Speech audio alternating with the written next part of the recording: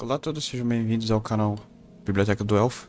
Estamos hoje aqui para falar sobre Platão e um pouco sobre como Platão se tornou, né, e adquiriu grande importância para a filosofia, para a história da filosofia e até para a cultura, né, e para toda a história da humanidade, né. Bom, Platão, ele foi começando já a falar sobre Platão, né, Platão foi um importante filósofo, né, um importante discípulo de Sócrates. Sócrates, que viveu aquele período da democracia ateniense que estava no auge, né? Então a política naquela época da democracia ateniense estava no auge. E por isso Sócrates se envolveu muito com essa questão da política, né? Com a discussão com os sofistas, né? Que principalmente se dedicavam, né? Justamente a essa atividade política. Os sofistas, um dos pontos principais de atividade deles era a política, né? Justamente porque eles usavam da retórica para manipular o povo, né? E manipular, assim, né? E conseguir vamos dizer assim, os objetivos políticos deles, né? Então, os sofistas nesse sentido tinham uma importância política, né? Não só filosófica. E então Sócrates começou a debater com os sofistas e então, né, incomodou muito esse povo, né, esses pensadores que eram sofistas, né? E assim incomodando, Sócrates será, né, como conta a história, preso e será condenado à morte pela democracia ateniense, né? Justamente pela esse incômodo todo que ele causou à estrutura oligárquica política daquela época, né? Que eram justamente comandada por esses sofistas.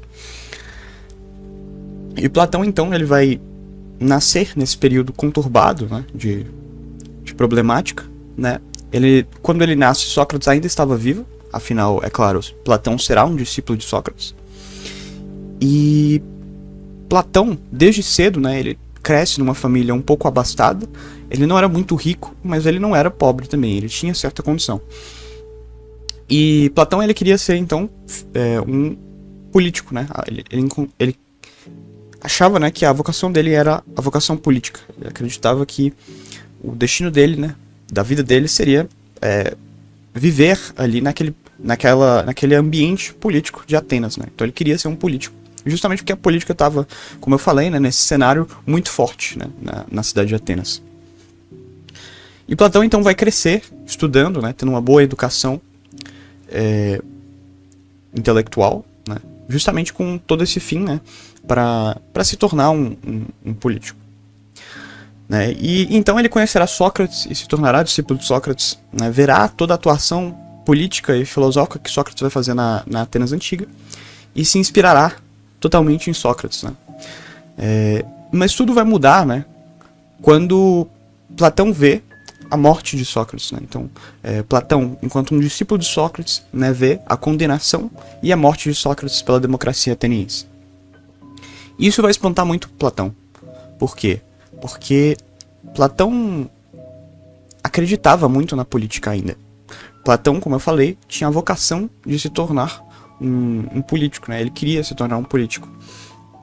Mas quando ele vê Sócrates sendo condenado pela própria política, pela própria democracia, que era algo que ele colocava tanta fé, né, que era algo único de Atenas, né, a democracia, ele vê que mesmo a democracia estava corrompida, né, mesmo que a democracia, na verdade, talvez não fosse tão boa quanto ele pensava, né.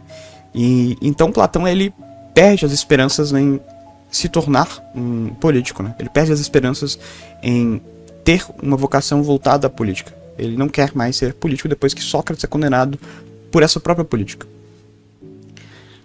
E Platão vai ver também, né, que a cultura, a sociedade ateniense, a Grécia como um todo, está pautada totalmente em valores decadentes, né?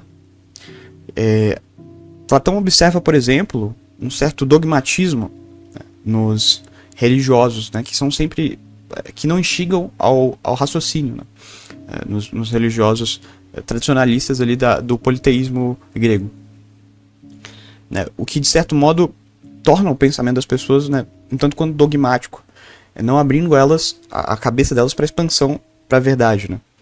Do mesmo modo, ele vê que os sofistas, né, manipulam a casta política e a casta popular a favor dos interesses deles. E além disso, os sofistas pregam doutrinas filosóficas, né, de relativismo, né, ou seja, de entender que não existe uma verdade absoluta, de entender que não há uma moral, né. E Platão acreditava que essa relatividade da moral, essa relatividade da verdade, são doutrinas muito perigosas.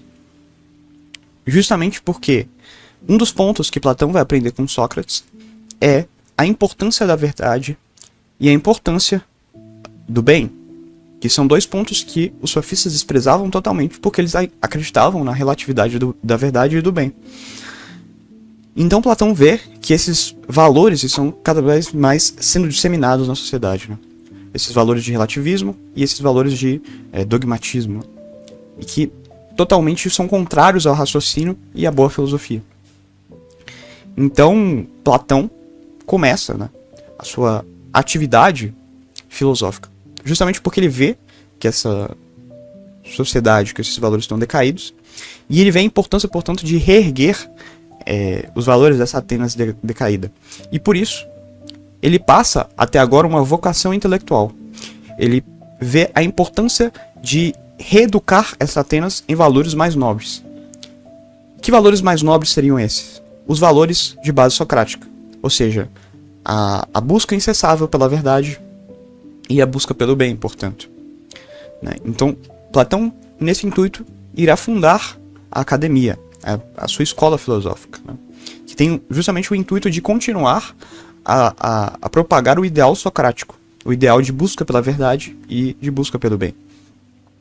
Então Platão, ele funda a academia, e além disso, né, além de começar lá na academia ensinar, ele também escreverá suas obras, né, que serão os conhecidos diálogos platônicos, né? Então, por exemplo, a Apologia de Sócrates, Eutífron e muitos outros, né, que vão justamente bater de frente com os sofistas e alguns com o pensamento mais religioso. É claro que se pontua-se, Platão não era contrário à religião no sentido de não acreditar no Deus, não. Platão, ele acreditava num Deus. Mas ele achava que, assim como Sócrates, a religião grega especificamente estava em um estado muito ruim, né? Porque ela instigava, na verdade, a imoralidades. Mas isso é um ponto para outra discussão.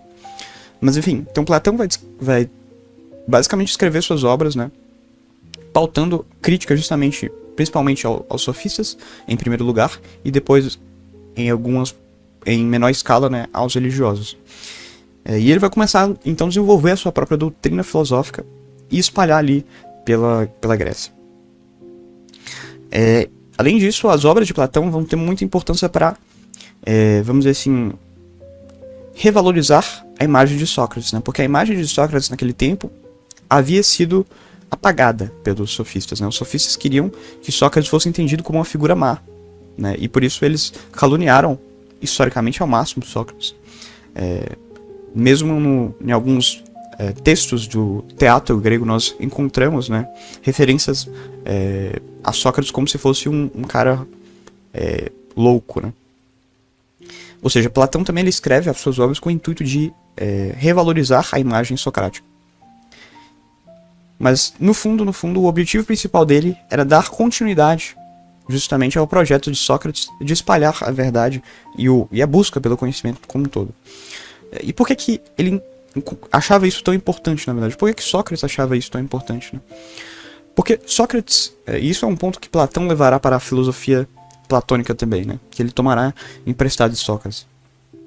Que é o ponto de que o bem e a verdade são mútuos. No sentido de que, para Sócrates, é impossível que alguém haja bem se não conhecer o bem.